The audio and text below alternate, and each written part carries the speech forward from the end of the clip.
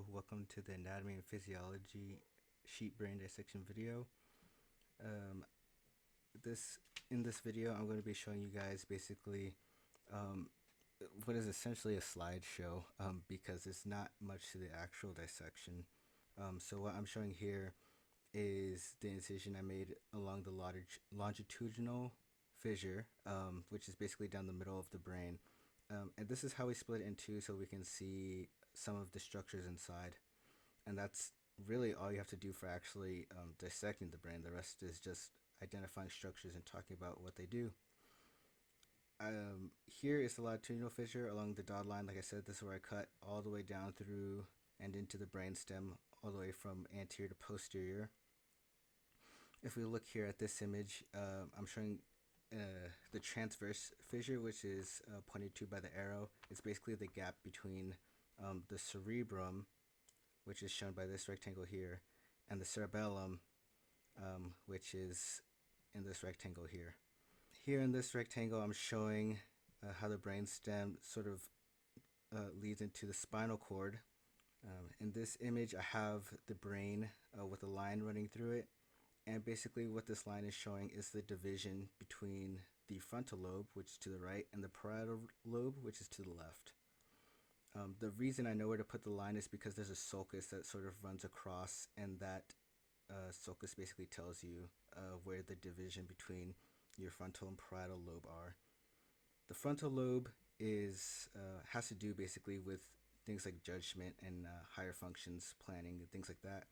And the parietal lobe, which is to the left of the line, is mostly somatosensory information, so like proprioception, being able to feel like touch on yourself and things like that.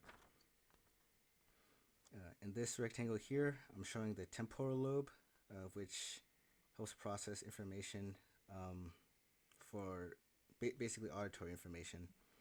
And it also has a bit to deal with memory. There's structures in there that we're not really going to talk about, but a lot of those have to do with emotion and memory and things like that. Here, this arrow is pointing to the optic nerve, and you can imagine there's one on each half of the brain, and they meet at the optic chiasm, which I'm not showing because I didn't actually get a good picture of that. I forgot to take a good picture, so apologize for that. In this rectangle here, I'm showing the occipital lobe, which processes visual information.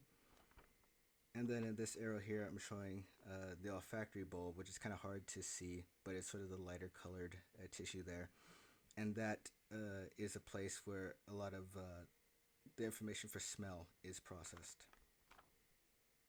So now we're looking inside the brain.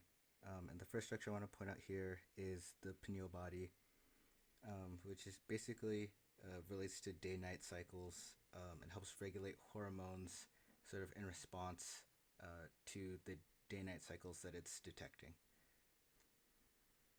Here in the circle, I have the thalamus, which basically relates to, it's called like the gatekeeper of the brain. It helps regulate a number of things, including signals going to different parts of the brain and things like that.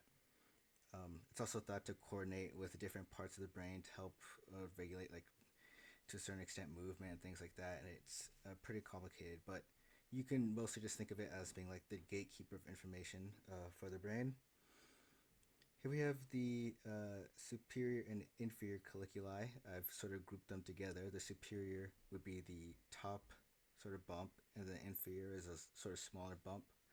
But depending on the brain, you might not see too much protrusion for either bump. But these are part of the midbrain, and the superior colliculus has to do a lot with integrating sensory input and then turning that into like motor output. And the inferior colliculus also relates to that, but as far as I know, it's more auditory focused. Here's the hypothalamus. Basically, it's a region of the brain that works with the pituitary gland. But the pituitary gland wasn't present on my brain. I think when they removed some of the tissue that was around the brain, they took off the pituitary, but I'd be showing that too if it was here. But basically, hypothalamus works in concert with that for the release of a lot of hormones, different molecules that basically work around the body that we'll talk about a bit later.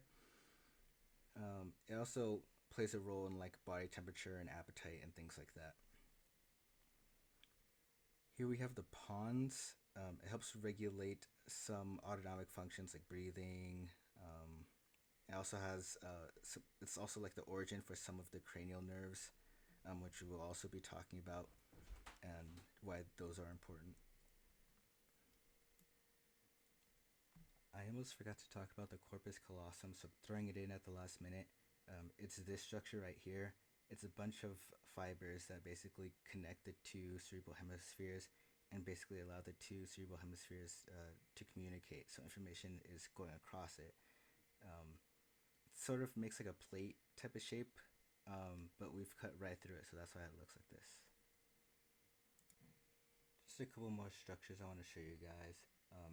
Here is the arbor vitae, which is white matter of the cerebellum.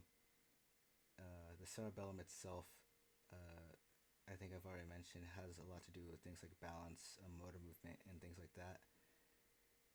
And here I'm showing off the medulla, which is a part of the brainstem that has also a lot to do with autonomic function. So it's going to be working similarly to the pons. Remember, the pons helps regulate breathing and things like that. The medulla does the same, but is also directly in control of like heart rhythms and things like that. So the brainstem very important for autonomic critical functions needed to live. So that's basically it for the video. I know it's very short. I just wanted to go over some of the structures very quickly. I want to in depth go over what some of the structures do and more in depth into those things in class. So that's why this is so short. So that's it for right now. I'll see you guys in class and potentially in another video.